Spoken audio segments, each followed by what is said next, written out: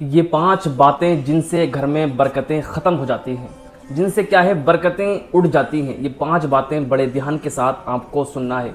دیکھیے، جھوٹ بولنے سے، جو بندہ جھوٹ بولتا ہے اس سے بھی کیا ہے گھر کی برکتیں ختم ہو جاتی ہیں، اس سے بھی کیا ہے گھر کی برکتیں ساری اڑ جاتی ہیں، گھر میں جو برکتیں نازل ہوتی ہیں ختم ہو جاتی ہیں، کیونکہ اللہ قرآن میں ارشاد فرماتا ہے لعنت اللہ علی الکاذبین، جھوٹوں پر اللہ کی لعنت برستی ہے۔ اور کیا ہے، میں آپ کو بتا دوں، جب جھوٹ بولتا ہے بندہ تو اس کے دنیاوی نقصانات بھی ہوتے ہیں اور اخروی نقصانات بھی ہوتے ہیں۔ دنیا میں بھی کیا ہے اس نقصانات کا سامنا کرنا پڑتا ہے، اور آخرت میں بھی کیا ہے اس نقصان کا سامنا کرنا پڑتا ہے۔ دنیاوی اعتبار سے میں آپ کو بتا دوں، جب بندہ جھوٹ بولتا ہے تو اعتماد ختم ہو جاتا ہے، لوگ اس پر کیا ہے بھروسہ نہیں کرتے ہیں، اس کا کیا ہے اعتبار لوگ نہیں کرتے ہیں، اور رشتے کمزور پڑ جاتے ہیں۔ جھوٹ بولنے سے رشتہ داریوں میں بھی کیا ہے درار پڑ جاتی ہے۔ اور میں آپ کو بتا دوں، جھوٹ بولنے سے انسان کا ذہنی جو سکون ہے وہ اٹھ جاتا ہے، ذہنی سکون کیا ہے ختم ہو جاتا ہے، اور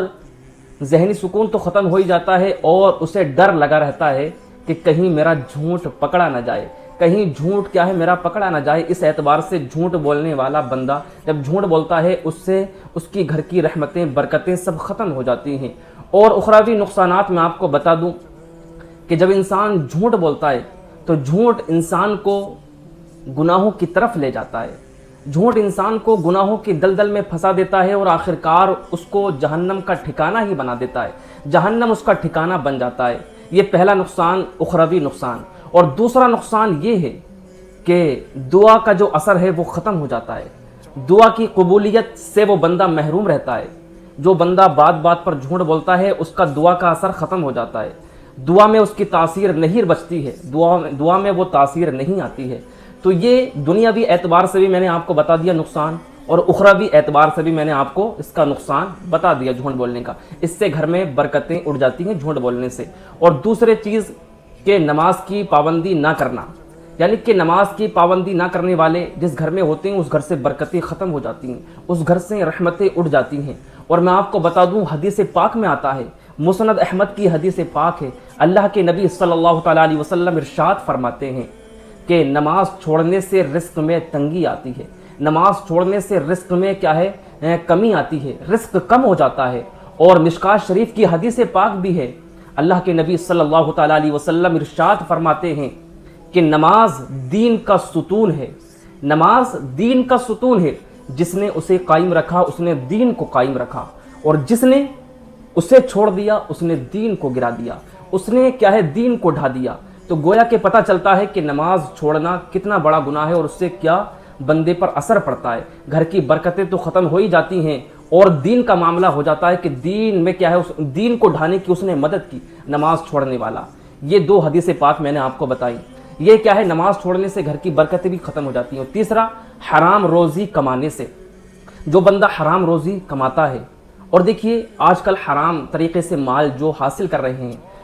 کچھ لوگ تو ایسے ہیں کہ حرام طریقے سے مال چاہے کتنا ہی مل جائے، بس مل جائے کیسا بھی ہو۔ تو پیارے اسلامی بھائیوں، اللہ تعالیٰ قرآن میں ارشاد فرماتا ہے، سورہ نساء کی غالباً آیت نمبر 29 ہے، اللہ قرآن میں فرماتا ہے، اے ایمان والو، آپس میں ایک دوسرے کا مال ناحق طریقے سے مت کھاؤ، ٹھیک ہے، ایک دوسرے کا مال ناحق طریقے سے مت کھاؤ۔ اور اس سے پتہ چلتا ہے کہ جو بندہ حرام طریقے سے مال کماتا ہے اللہ کو کتنا ناپسند ہے۔ تو پیارے اسلامی بھائیوں، اور میں آپ کو بتا دوں، جو سود اور رشوت دھوکہ دہی سے مال کماتے ہیں، حدیث اللہ تعالیٰ قرآن میں فرماتا ہے، جو شخص سود کھاتا ہے وہ قیامت کے دن ایسے کھڑا ہوگا جیسے کسی شیطان نے چھو کر اس کو پاگل کر دیا ہو، شیطان نے چھو کر اس کو پاگل کر دیا، یعنی کہ پاگلوں کی طرح وہ کھڑا ہوگا جو بندہ سود کھاتا ہے، جو بندہ کیا ہے سود کا مال کیا ہے حاصل کرتا ہے سود کھا کر۔ تو پیارے اسلامی بھائیوں، اللہ کے نبی ارشاد فرماتے ہیں، وہ ایسا بدن جو حرام کی غذا سے پلا ہو، حرام کی غذا اس بدن میں لگی ہو تو اس پر جنت حرام ہو جاتی ہے۔ اب آپ اندازہ لگائیے کتنی بڑی وعید ہے کہ جو بندہ حرام طریقے سے مال کماتا ہے اور کیا ہے اپنے بچوں کو بھی کھلا رہا ہے، اپنے بچوں کو لا کر کھلا رہا ہے، تو وہ اپنا حساب تو قیامت کے دن دے گا ہی، اور اپنے بچوں کا بھی اسے حساب دینا پڑے گا کہ تو نے اپنے بچوں کو حرام کھلایا یا حلال کھلایا ہے۔ تو پیارے اسلامی بھائیوں، حرام طریقے سے کمانا نہیں ہے، بلکہ اللہ تبارک و تعالیٰ اتنا ہی دے گا جتنا مقدر میں جتنا نصیب میں ہے، آپ چاہیں تو حرام طریقے سے کما لیں، چاہیں تو آپ کیا ہے حلال طریقے سے کما لیں۔ تو پیارے اسلامی بھائیوں، اگر حلال طریقے سے کمائیں گے، کمائی آئے گی تو آپ کی دنیا بھی جنت بن جائے گی اور آخرت بھی جنت بن جائے گی، اور حرام طریقے سے کمائیں گے تو آپ کی دنیا بھی جہنم اور آخرت بھی جہنم بن جائے گی۔ تو پیارے اسلامی بھائیوں، ہمیں اس بات پر دھیان دینا ہے۔ اور کیا ہے، حرام طریقے سے کمانے والا گھر میں برکت نہیں ہوتی ہے، بھلے سے اس کو کیا ہے پیسہ نظر آتا ہے لیکن برکت نہیں ہوتی ہے۔ اور چوتھا جو کیا ہے، لڑائی جھگڑے ہوتے ہیں، تو لڑائی جھگڑے اور جس گھر میں گالی گلوچ ہوتا ہے، گالی گلوچ کرتے ہیں، ٹھیک ہے، آپس میں بھائی بھائی جھگڑتے رہتے ہیں، تو اس سے بھی برکتیں ختم ہو جاتی ہیں، برکتیں اڑ جاتی ہیں۔ اللہ کے نبی ارشاد فرماتے ہیں، شیطان اس جگہ کو اپنا ٹھکانہ بنا لیتا ہے، شیطان اس جگہ پر اپنا کیا ہے بسیرا کر لیتا ہے جس جگہ پر کیا ہے جھگڑا ہوتا ہے، لڑائی جھگڑا جس جگہ پر ہوتا ہے، شیطان اس جگہ کو اپنا ٹھکانہ بنا لیتا ہے۔ اور اللہ کے نزدیک اللہ کے نبی صلی اللہ تعالیٰ علیہ وسلم ارشاد فرماتے ہیں، اللہ کے نزدیک سب سے زیادہ ناپسندیدہ آدمی وہ ہے جو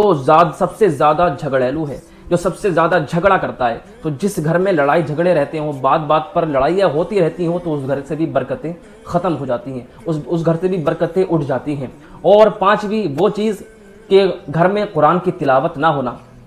گھر میں ذکر الہی نہ ہونا، اس سے بھی کیا ہے برکتیں ختم ہو جاتی ہیں۔ اور دیکھیے، اللہ کے نبی صلی اللہ تعالیٰ علیہ وسلم ارشاد فرماتے ہیں کہ وہ گھر